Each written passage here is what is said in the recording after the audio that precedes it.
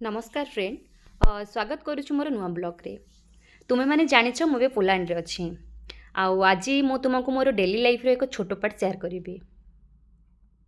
आज आमे ऑनलाइन रे परिबा और ग्रोसरी ऑर्डर दिथलु कारण एठी सबु जिनिस इंडिया भली मिलेनी इजिली। आउ फाइनली आज हमर ऑर्डर घरे पहुँची गला।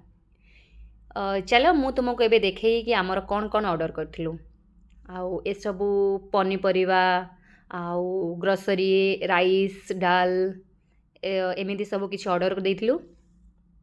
एठी पोलैंड रे सब टाइप रो पनीपरिबा मिलेनी इंडिया रे जेमिति आमे प्रतिदिन यूज करू से सब जिनिस एठी इजिली अवेलेबल नुह तो सेथि पई थोड़ा एडजस्ट करबा को पडुछि।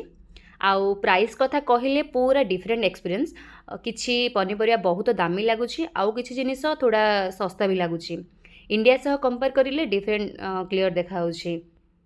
आउ ए साइड रे देखंतो ए सबु राइस डाल और मीन्स दी प्रकार डाली आना हिची।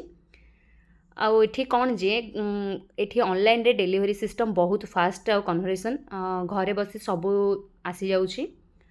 सत कहबी फॉरेन रे थिले ए सबु डिलीवरी बहुत हेल्प करे किंतु इंडिया रो फ्रेश मार्केट भाई तो अलग ही थाए।